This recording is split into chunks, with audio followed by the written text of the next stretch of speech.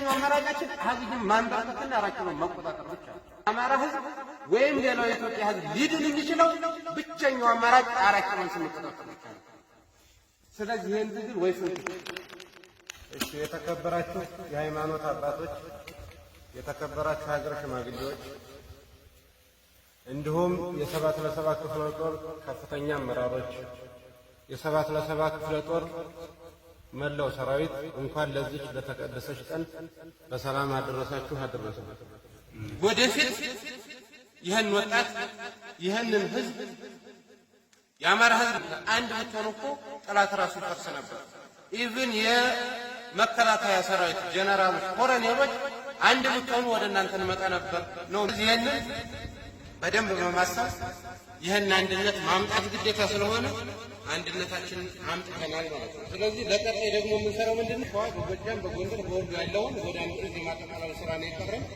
ከዛ ውጭ ግን እውነት ለመናገር ካበደ ባትሉኝም የአማራ ፋኖ ምንም እንኳን ተከፋፍሎ ቢታገልም የአብይ አህመድን ሰራዊት ግን በአማራ ተራራ ላይ አብዛኞቹን አንኳር የሚባሉትን ከነ መሳሪያቸው አስቀርተናቸዋል። ለዚህ የአማራ ህዝብ ትናንትና 20-30 እየሆንም በየተራራው ምን ያክል ስንማርካቸው እንደነበር እንታውቃላችሁ። ህዝባችንም ሰራዊታችንም አንድነት ስለነበረ ዛሬ ግን እየበዛን ስለሄደ አንድነት ስለሌለን ያልተቻለም። ትናንትና ግን ህዝባችንን ይዘን ስንማርክ ነበር። ስለዚህ ያንንም ታሳቢ አድርገን ነው ወደ አንድ የመጣ ነውና እውነት ለመናገር ያብ አሉ የሚባሉ ጄኔራሎች አሉ የሚባል ነባር ታጋይ በአማራ ተራራ ላይ ወርቋል። ለዚህ ማን ነው የማነው ታሪክ ነው? የአማራ ህዝብ ታሪክ ነው፣ የራሳቸው ነው ማለት ነው። ለዚህ ከፍተኛ ሞራል ተሰጥቶ ደስ ይላል።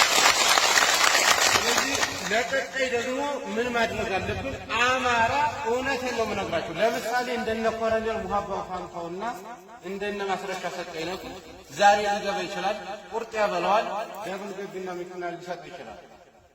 ነገር ግን እያንዳንዳችን አንድ ሆነ መታገል ካልቻል ያጠፉናል። ነገ ጠዋት እነ ማስረሻ ሰጠይ ዝም ብላችሁ ጠብቁ።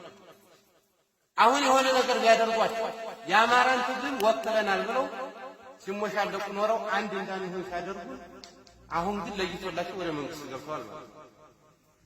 ከጎናቸው የወደቀውን ሰራዊት አጥንቱን ሲከሰክስ ደሙን ሲያፈስ ከነሱ ጋር እነሱ ዛሬ ግን ምን ላይ እንደሆኑ ታውቃላችሁ። ከነ አብይ አህመድ ጋር ከነ ጀነራል አበባው ጋር ከነ ባጫ ደበሌ ጋር እየተንቦራጨቁ ይገኛሉ። ውስኪ ነው እየተራጨራቸው። የጊዜ ጉዳይ ሊሆን ይችላል እንጂ የአማራ ህዝብ ትግል ደግሞ እያንዳንዱ እንደሚጠየቅ እንዳልተረዳ ትናንትና መሪ ነኝ የአማራ ህዝብ ታጋይ ነኝ ብሎ ሲያንጎጫርቅ እየቀበለ ኖሮ የድሃ ልጅ ሲያስቀርስ ኖሮ ነገ ይኖራል አይኖርም እሱ ሌላ ጉዳይ ነው፣ ታውቁታላችሁ። አይ ግን ምንድነው ማድረግ ያለብን? በቃ አንድ ሆነን መታገል ብቸኛው አማራጭ ነው። አንድ ሆነን በየደረጃው ይሄ የአማራ ህዝብ ወጣት ይወጣው የግለሰብ ታጋይ አይደለም፣ የከሌ የሚባል አይደለም። የወጣው ለአማራ ህዝብ ትግል ነው። አማራ በታሪኩ ለመጀመሪያ ጊዜ ብሔርተኛ ሆኖ ታግሏል ማለት ነው። የአማራ ብሔርተኝነት ትግል ደግሞ ለሌሎች ለኦሮሞውም፣ ለትግሬውም፣ ለደቡቡም፣ ለአፋሩም መዳኛ መስሎኝ ይሄ ማንም ሰው ማወቅ አለበት ማለት ነው። ምናልባት አሁን ባለው ሁኔታ የኦሮሞ ህዝብ ስጋት ሊኖረው ይችላል። ፋኖ ነገር ከገባ የኦሮሞን ህዝብ ሊያጠፋ ይችላል የሚል እሳቤ ሊኖራቸው ይችላል። የአማራ ህዝብ ትግል ግን ፋኖ የወጣው ግን እንደ አማራ ይነሳል። ነገ እንደ ሀገር አባቶቹ የሰሩትን ሀገር መልሶ በታሪክ ሌሎች ብሔር ብሔረሰቦች እኩል የሚኖርባትን ሀገር ለመገንባት ይችላል። ስለዚህ ህዝብ እንደ ህዝብ በማንም ላይ ጥላቻ የኦሮሞ ህዝብ ምናልባት ትንሽ ፖለቲከኞች በአማራ ህዝብ ላይ ጦርነት ሊያውጁ ይችላሉ። እስካሁንም ሲያስገድሉን ሲገሉ ኖረዋል። እነሱ ብቻ አይደሉም። የራሳችን ብአዴን የሚባለው ድርጅት ነው ከመጀመሪያው ጀምሮ በቂ ውክልና ስለሌለው የአማራ ህዝብ በየጎርጓዱ ሲታረግ ይኖራል። አሁን ደግሞ ታግለን ብንሞት ይሻለናል እንጂ ዝም ብለን ቁጭ ብለን አንሞትም ብለን እየታገልን ነው። ለዚህ ደግሞ በጣም በጥንካሬ የሚሰጣችሁን ተልእኮ ከላይ እስከታች አሁን አንድ መሪ አንድ ድርጅት ነው ያለው። ከዛ ውጭ በየሸንተረሩ በየሸለቆው ይሄ ፋኖ ነው ይሄ ፋኖ ነው የሚባል ነገር የለም። የሚመጣላችሁን በየደረጃው እየተቀበላችሁ ከዚህ በተሻለ ትግላችሁን አቋቁፈን እንደምንቀጥል ምኞቴ ነው። ስለዚህ የአማራ ህዝብ ሁሉም ፋኖ ይሄ ወራሪ መንግስት የአማራን ህዝብ ሊያበሳቁ የአማራን ህዝብ ከምድረ ገጽ ሊያጠፋ ነው የመጣው። በዚህ ትግል ላይ ደግሞ የማይሳተፍ የአማራ ህዝብ አይኖርም።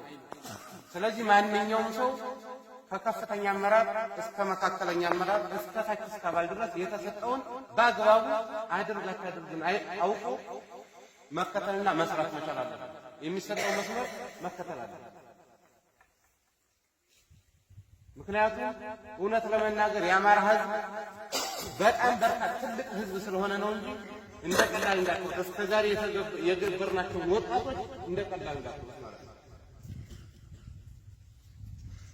ማናም ነው ትናንትና እነዚህ ልጆች ደማቸውን አፍሰው አጥንታቸውን የከሰከሱ እኛና ነው ለማ ብለው ለአማራ ህዝብ። ስለዚህ ይህን ትግል ወይ ሰው ቀጣይ ላይ የተሻለ የትግል አፈጻጸም ሊኖረን ይችላል ነው። ለዚህ ደግሞ ሁላችንም ልባችንን ከፍተን ህዝባችንን አክብረን የበደልነው ካለ ይቅርታ ብለን መሄድ መቻል አለብን። ከእንግዲህ ወዲያ የማንንም የግል ስሜት ልናራምድ አንችልም ማለት ነው። የምናራምደው የማንንም የህዝባችንንና የትግላችንን መነሻችን የት ነው? መነሻችን አማራ ነው ብለናል። እንደ አማራ ብንነሳም ነገ ግባችን መጨረሻው የት ነው? 4 ኪሎ መቆጣጠር ነው። የአማራ ህዝብ ወይም ሌላው የኢትዮጵያ ህዝብ ሊድን የሚችለው ብቸኛው አማራጭ 4 ኪሎን ስንቆጣጠር ብቻ ነው። 4 ኪሎን ደግሞ የምንቆጣጠረው አንድነት ሲኖረን ነው። ስለዚህ አንድነት ፈጥረናል ማለት ነው። አማራ ለማዳን ስንል ሰይጣንን ቢሆን ከማንም ጋር ማሸነፍ ነው የምንፈልገው፣ ከማንም ጋር እንሰራለን። ብቸኛው አማራጫችን አብይን ማንበርከትና 4 ኪሎን መቆጣጠር ብቻ ነው። ያ ደግሞ ማንንም ብሔር ለመጉዳት ነው። ማንንም ምናልባት የማንንም መብት ልንገፋ አይደለም። ስለዚህ ነው ኢትዮጵያ ላይ ያሉ ብሔር ብሔረሰቦች ከፋኖ ጎን ሆነው ትግላችንን በአጭር ጊዜ እኩል የምንኖርባትን ሀገር ለመገንባት እኩል መታገል መቻል አለብን። ከዛ ውጭ ግን እውነት ለመናገር ዛሬ ስንናፍቃቸው የነበሩ እናት አባቶች፣ ሀገር ሽማግሌዎች፣ ወንድሞቻችን እዚህ በመገኘታቸው እውነት ለመናገር በጣም ትልቅ ደስታ አለ ማለት ነው። ስለዚህ በዚህ ልክ አባቶቻችን ወደፊት የሚመክሩንን ህዝባችንን ደግሞ ይቅርታ የምንለው ካለ ይቅርታ እያልን ህዝባችን በማንኛውም ከጎናችን ነው። እኛ ግን ሜዳውም ፈረሱን ፊት ለፊት ነው። እንግዲህ አንድነቱን መጥቷል። ስለዚህ ጠንክረን መታገል አለብን የሚል ሀሳብ ነው ያለን። በተረፈ እንወዳችኋለን፣ እናከብራችኋለን። ስላገኘናችሁ በጣም ደስ ብሎኛል። አመሰግናለሁ።